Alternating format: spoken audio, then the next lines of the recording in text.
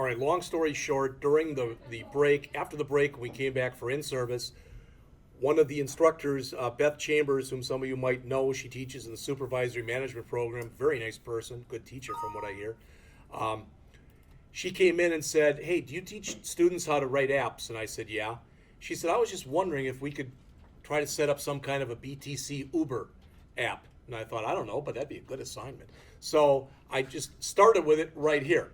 So I'm making all this up. Blackhawk Technical College has decided to go Uber. You don't have to click it, but if I click that site, as you can see, it jumps right to uber.com. If you don't know anything about Uber, basically it's like you're kind of like having other people use your car type of an idea. All right? It says, but not really. Pretend that BTC has decided to implement their own version of Uber. You are a web developer at the infamous Acme Website Development and Design Company. You will be creating the Uber website. For this first assignment, you're going to create 5 linked web pages. So you should be able to jump from page to page. All right? So you'll have a home page. Notice what this says. I don't want to read it to you, but don't put garbage in it. It should actually mean something. All right? Then you'll have an about page, which again will hopefully be at least plausible as far as somebody can look at it and say, okay. And then you're going to have a sign-up form. This sign-up form, you're actually going to make 3 copies of this form. All right, you're going to validate it in 3 different ways. The first one, you're going to validate it using just HTML5. Then you're going to go back and validate it again using just JavaScript. Then you're going to go back and validate it a third time using just jQuery. You say, well, we don't know jQuery yet. Well, we're going to get to that in a minute. All right, I'm going to actually ask you to, as the saying goes, think outside of the box a little bit and do a little bit of learning on your own to do this. You're getting 3 lab periods to do this.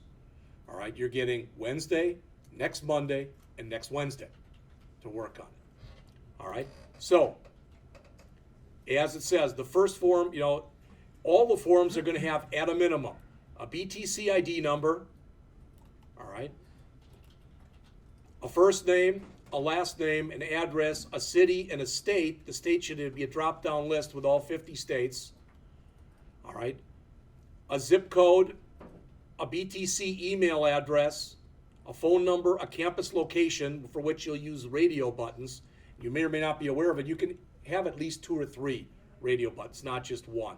But we now have, what is it? There's Central, there's Monroe, there's CTS, there's Milton, there's the Beloit Center, and I'm probably missing one. I think there's 6 locations right now. If you don't want to put in that many, then put in half that many. All right? You can add any other information that you think is useful. All right?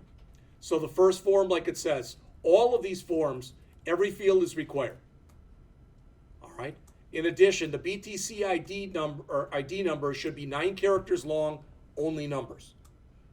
Somebody asked in the last class, I'm having the second-year people do this too, but they have to take this afterwards and add some PHP to it. Since you haven't had PHP yet, I'm not making you do that. All right, but they asked me, they said, well, do we also have to check to make sure the first 3 or 4 characters are zeros? You can, but you don't have to. All right.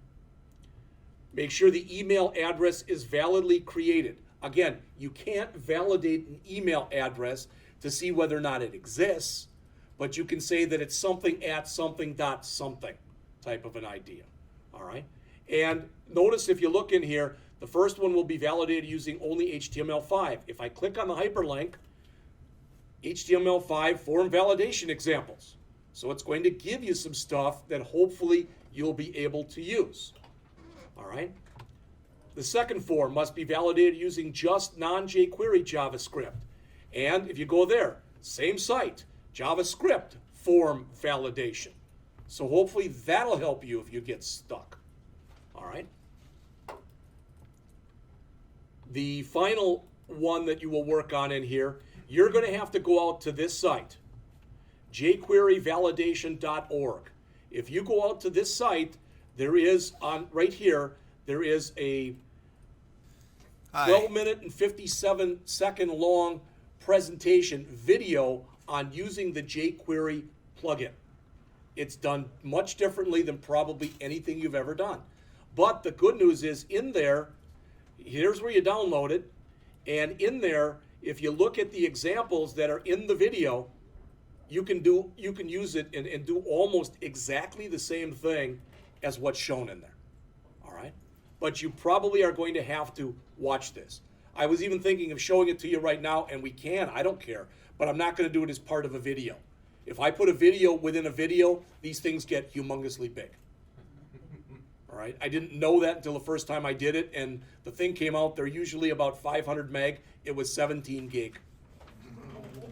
And when I got done, the package that I used to do all this stuff, Camtasia, literally about halfway through it, it came back and says, can't go on. That was basically the message it came up with.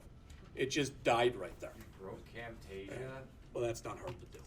All right. I mean, it is, considering you can stream League of Legends and World of Warcraft with that. All right. For each form, if any of the checks that you make fail, as it says, alert the user. So you're going to have to use CSS to do this.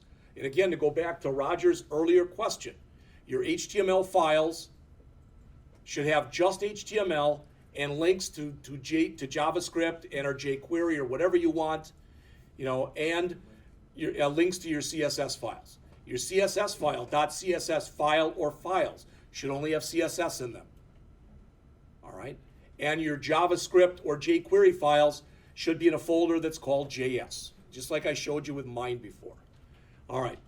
Please ask if you have any questions. I didn't know if we'd get through the whole shebang today, and we did. So not only is next week lab, but so is Wednesday. All right? And I will tell you this, because in the past, this has been one of the knocks on me. All right, is the fact that, well, why do you let people turn in stuff late and you pretty much still give them full credit? That's not fair to those of you who get the stuff in and you get it in on time. That really isn't. So I am going to be grading this stuff. All right, it's due. Notice it says 2/21. You have plenty of time. But if you don't have it graded by or done by then, and I start grading it, you're going to lose points. That's anybody. All right, I don't care if you're an A student and I've taken classes, I've never lost a point. Well, then you will now. All right. And John's heard this, and I don't want to keep throwing my tale of woe at you, but probably between 40 and 50% of the work I had for my classes this last semester got turned in after you all left. I can't do that anymore. I don't have that in me. I'm too frigging old. All right, I just don't want to do it. All right. So on Monday, February 15th, 2 weeks from today, we're going to start this. I don't know if we can cover all this stuff in a week. If we don't, if we need 2 weeks, I don't care. All right. But we will cover this to the point where everybody hopefully is comfortable with it. And then you will take this assignment and start to incorporate into this assignment. I'm going to ask you to make a copy of, make it Uber 2 or whatever you want, and you're going to start adding some more stuff into it. All right, then we'll go through chapters 12 through 19, all right, which is even more complex, and we'll do the same thing. If there's any time left after that, we'll go into the Angular. As I think I mentioned to you previously, even if there's not time to go into the Angular, every lecture that I'm doing for the other class, which I'm going faster in, the 164 class, I'm putting those out there on the YouTube channel also. You can get to those. So they will go through the Angular. So I will make that stuff available to you, even if we don't end up going through it in here. Are there any questions on anything I just mentioned? When is this due? When is this due?